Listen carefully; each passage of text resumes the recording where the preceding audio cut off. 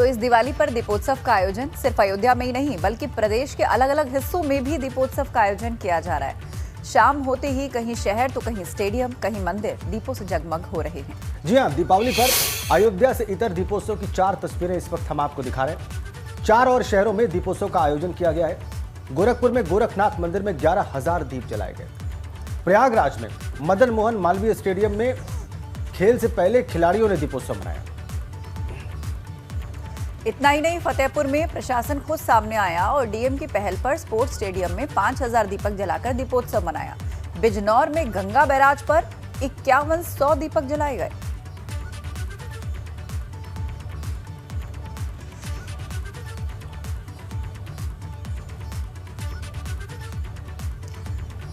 UP चुनाव से पहले सियासी दल खुद को मजबूत करने में लगे हैं। हर पार्टी जोड़ तोड़, रूटने मनाने, कुनबा बढ़ाने की कसरत में है।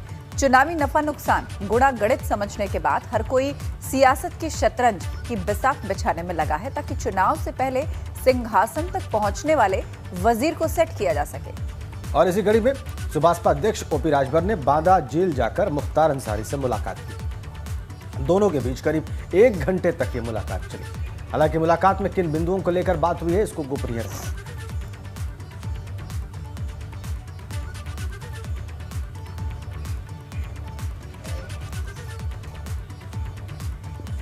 तो मुख्तार अंसारी से बांदा जेल जाकर मुलाकात की है सुभाषपा के अध्यक्ष ओपी राजभर ने।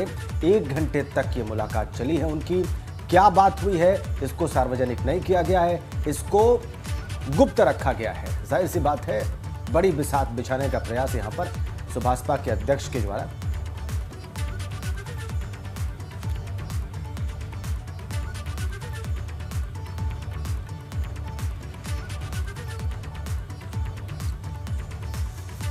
तो चलिए आस्था, ये तो आपने देखा कि कैसे राजनेता जो है बिसात बिछाने में लगे हैं। और अब मैं आपको ग्राफिक्स के जरिए दिखाने जा रहा हूं एक का दूसरे माफिया डॉन की मुश्किलें किस तरह से बढ़ने जा रही हैं। बिल्कुल, राजेंद्र के पास आपको लिए चलेंगे, लेकिन आपको बता दें कि चुनाव करीब है। ऐसे में माफिया डॉन बाहुबली नेताओं की खबर इसलिए भी अहम हो जाती है क्योंकि यूपी की सियासत में माफिया डॉन बाहुबली अपनी एक खास जगह रखते हैं। तो चलिए सीधा आपको राजेंद्र के पास ले चलते हैं, वो हमें बताएंगे कि उनके पास क्या अहम जानकारी है। Rajendra, over to you. धन्यवाद आस्था। चलिए फिर बताते हैं, जैसा कि वादा था हमारा।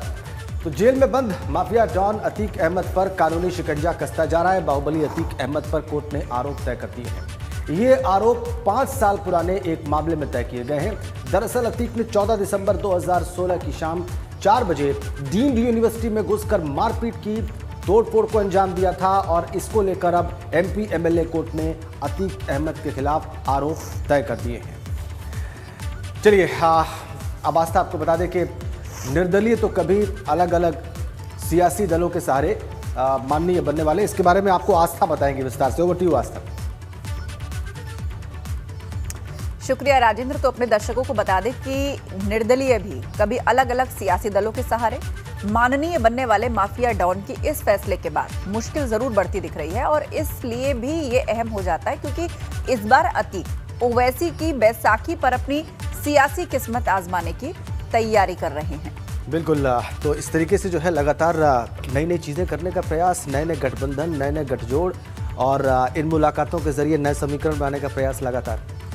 जी हाँ, बिल्कुल। और आने वाले चुनाव से पहले और किस तरह की रिस्ट्रक्चरिंग होगी और फाइनल स्वरूप क्या बन के निकलेगा, किस तरह विपक्ष का मोर्चा खड़ा होगा, इस पर हमारी नजर बनी रहेगी। बिल्कुल, और आगे बढ़ते हैं। लखीमपुर खीरी के तिकोनिया में हुए हिंसा के मामले के मुख्य आरोपी केंद्रीय गृह राज्य मंत्री अजय मिश्रा के बेटे आशीष मिश्रा की जमानत अर्जी पर आज सुनवाई होगी। इससे पहले 28 अक्टूबर को जमानत पर सुनवाई होनी थी, लेकिन तारीख को आगे बढ़ा दिया गया। तो आज सुनवाई होनी है। क्या आशीष को जमानत मिलेगी? सबसे बड़ा प्रश्न यही है। दरअसल लखीमपुर खीरी तिकोनिया हिंसा मामले में मुख्य आरोपी आशीष मिश्रा की गिरफ्तारी के बाद 13 अक्टूबर को सीजेएम कोर्ट में जमानत के लिए रिट फाइल की गई, जिसे सीजेएम कोर्ट ने सुनवाई के बाद खारिज कर दिया।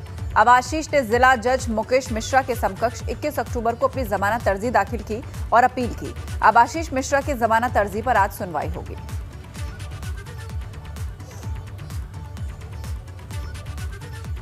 आज आशीष मिश्रा की जमानत अर्जी पर सुनवाई होगी और इस पर सबकी निगाहें